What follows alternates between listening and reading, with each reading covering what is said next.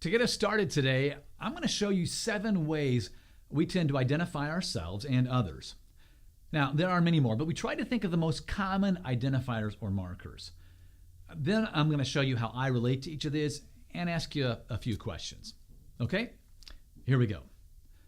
Race, gender, socioeconomic class, sexual orientation, religion, marital status, age. All right, so here's what it looks like for me, how I relate to these. Race, white. I know that's shocking for some of you, but yes, it's true, I am white. Gender, male. Socioeconomic class, middle class. Sexual orientation, well, I'm oriented to enjoy it with my wife. Thank you very much. Heterosexual. Religion, I'm a Christ follower. Marital status, I'm married. Age, middle age, as much as I hate to admit it. Now, let me ask you a few questions based on these identifiers, okay? I'm not going to ask for a show of hands, but I want you to think about your responses. First question is this. Which part of your identity are you most aware of on a daily basis? Which part are you least aware of on a daily basis? Which part of your identity garners you the most privilege? Last question. Which part of your identity is most misunderstood by others? Now, I thought about these questions over the past several weeks, and I had a hard time answering a couple of them. However, my immediate answer to the third question about which identity marker garners me the most privilege, without question, is the fact that I'm white, male, and middle class. And I know those markers, those give me just subtle and not so subtle opportunities that I've done nothing, absolutely nothing to earn or deserve.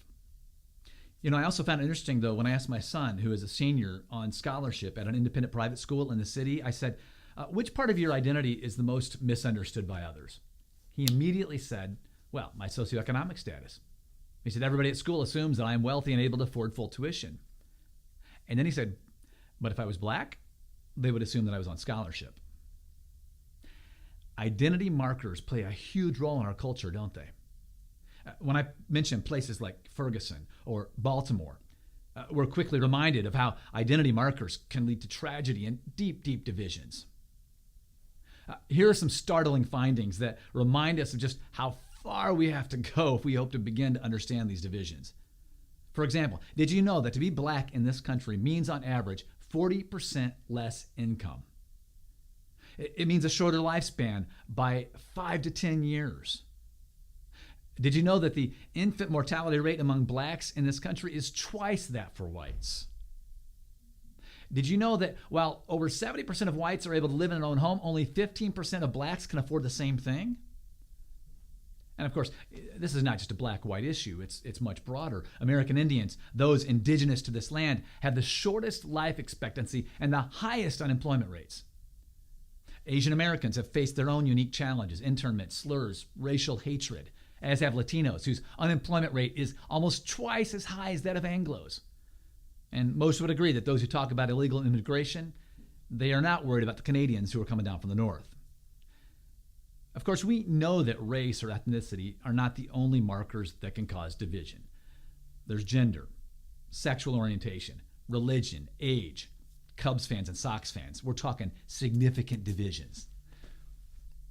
The unfortunate history of our world is that the identifying markers that we give to ourselves or others have caused conflict and division for centuries. And this perception of our identity and the identity of others often creates what the Apostle Paul in Ephesians refers to as a dividing wall of hostility. You see, we're in week 2 of our series Masterpiece, where we're discovering what it really means to have our identity in Christ. And this series is based on a letter Paul wrote to Christ followers living in a city called Ephesus in the first century. In this letter, Paul addresses a slew of issues having to do with identity, including some of the same identity markers that still divide us to this day. As Paul writes, the greatest divide in his context concerned the identity marker of race, being Jewish or being a Gentile. In fact, Paul writes this letter from a jail cell because he is accused of bringing a Gentile past the dividing wall in the temple to an area reserved only for Jewish people. And Paul begins this section of his letter by leveling the playing field. And here's what he writes. He says, "Therefore, remember that formerly you who are Gentiles by birth and called uncircumcised by those who call themselves the circumcision, which is done in the body by human hands, remember that at the same time you were separate from Christ, excluded from citizenship in Israel, and foreigners to the covenant of the promise, without hope and without God in the world." And so Paul immediately goes after his Gentile audience and reminds them that at one time they were far from God. Unlike the Jewish people who had a covenant with God sealed by circumcision, you were the uncircumcised. And just when you think, Paul might be, taking sides with the Jewish people, he reminds them that their circumcision doesn't necessarily mean a whole lot in terms of their standing with God anyway. After all, it's done by human hands, not God. The Jewish people at that time, they took tremendous pride in the fact that there was a physical distinctive that separated them from the rest of the world. Not only did God give them the privilege of being his chosen people, designated to bless the rest of the world, he also set them apart with circumcision. Which I must say, it raises a few questions I have for God, like, why not an earring or a tattoo or a special handshake? But the Jewish people wore circumcision like a badge of honor to the place where they looked down on anyone who wasn't circumcised, like they were second-class citizens, unworthy of God's love. So in one swoop right here, Paul is saying, hey, Gentiles, and hey, Jewish people, don't forget that at one time you both were far from God. But in the verses that follow, Paul shifts gears from what was to what can be as he says this. But now, in Christ Jesus, you who once were far away have been brought near by the blood of Christ. For he himself is our peace, who has made the two groups one and has destroyed the barrier, the dividing wall of hostility. See, Paul's concern was for the barrier, that dividing wall of hostility between the Jewish people and the Gentiles. And his words are every bit as relevant for us today. Why?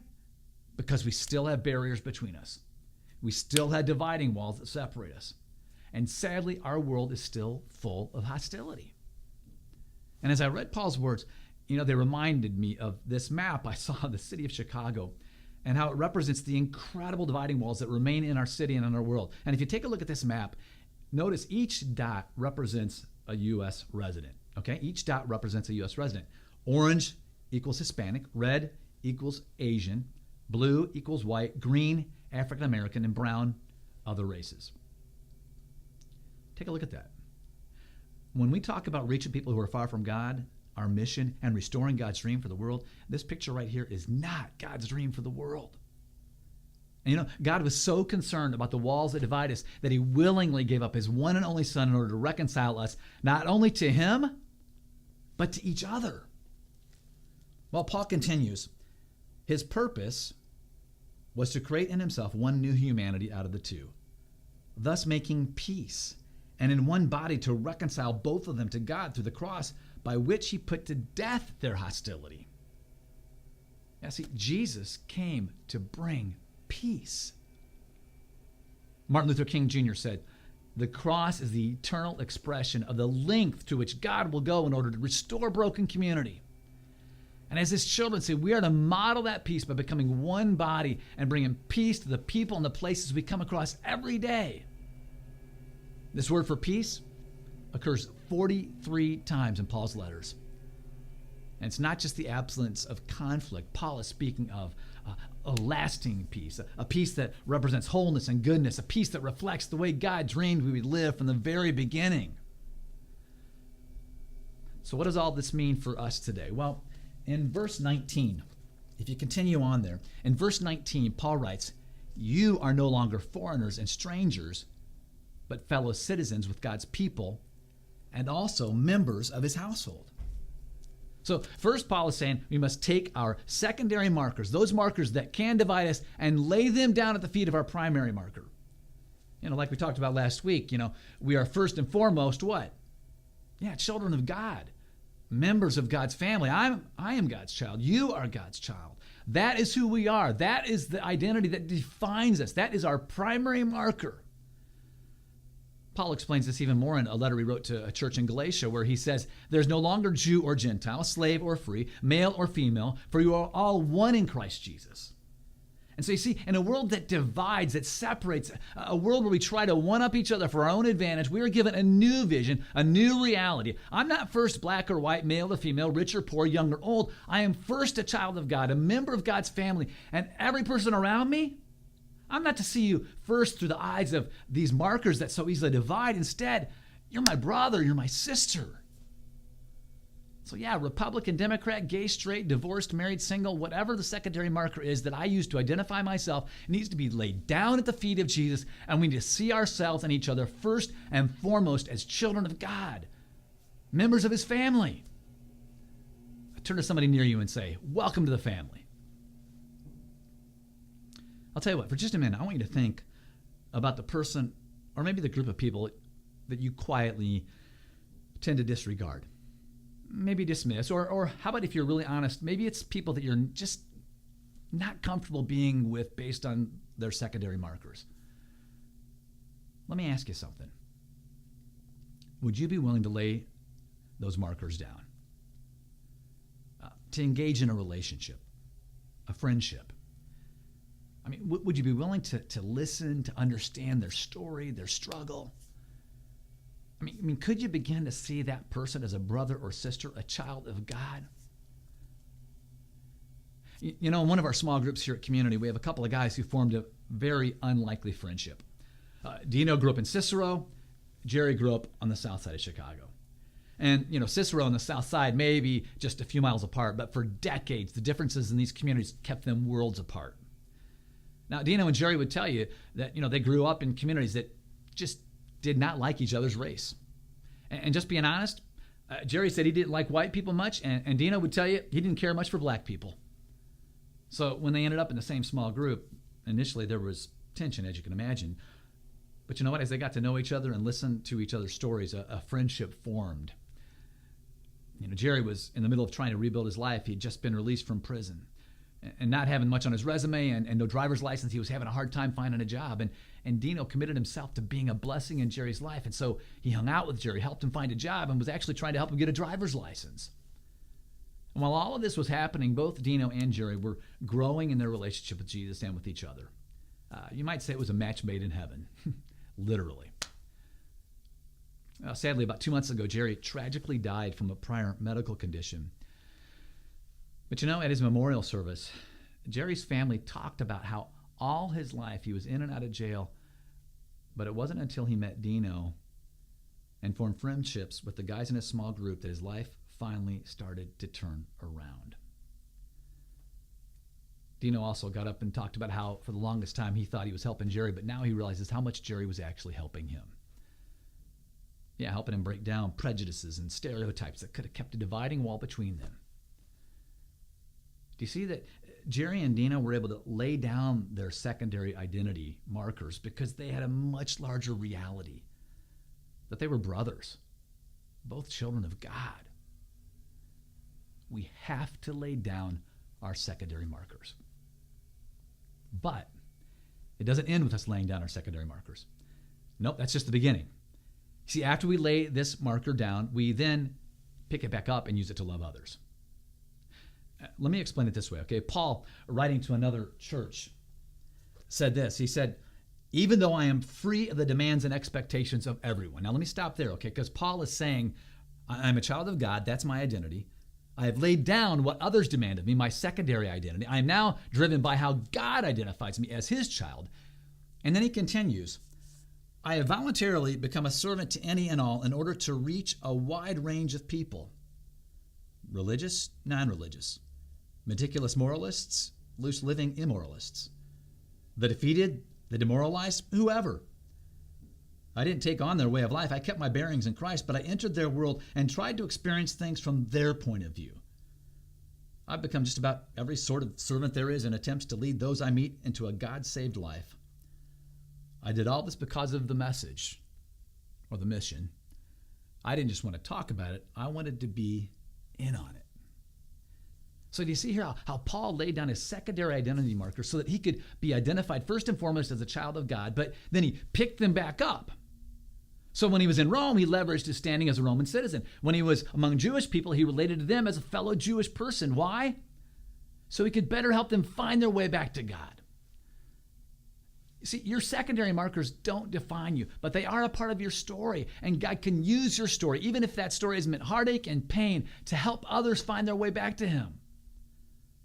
So let me just ask you, are you in a position of power? How about letting God use your power to listen to the marginalized and be a voice that challenges the systems that tear down entire groups of people? Have you experienced injustice because of how you look or where you were born or your gender? Let God use your story to call for change, to help others, and to demonstrate forgiveness and the power to overcome. Lay down your secondary identity markers to hold on to your primary identity as a child of God, but then pick up those secondary markers and use them to help others find their way back to God. There's a great story about a grade school girl from the Deep South during the Civil Rights Movement. And this little first grade girl was on her way to her first day at a newly integrated school in the South. And I mean, people were shouting and protesting the integration of schools. National Guard troops were escorting kids in and out of school buildings. I mean, it was an ugly scene at that time. And so this little girl came home from her first day of school. And her mom met her at the door and asked her the obvious question, how did everything go today? And the little girl said, Mama, you know what? A little black girl sat down next to me.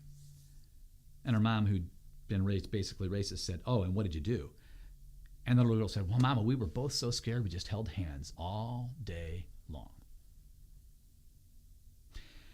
You know, just about everyone you read on the topic of breaking down walls that divide will tell you the only real path to change is to join hands, to build a friendship with someone who is not like you, someone who seems very different from you. Why is that a game changer? Because you see, when it gets personal, then that person's your friend. And you will feel the division and hostility like you've never felt it before. Now, see, my hope is that over the past few minutes, maybe God has been nudging you some, even bringing someone to mind. Someone or some group of people who up until now you may have never thought about getting to know. Or I don't know, maybe you thought about it before, but until now, you didn't really have the motivation you needed to take the first step. So here's my question for each of us individually and all of us as a faith community. Will we lay down our secondary markers and as children of God, pick them back up and use them to break down walls that divide, joining hands with others in order to help more people find their way back to God?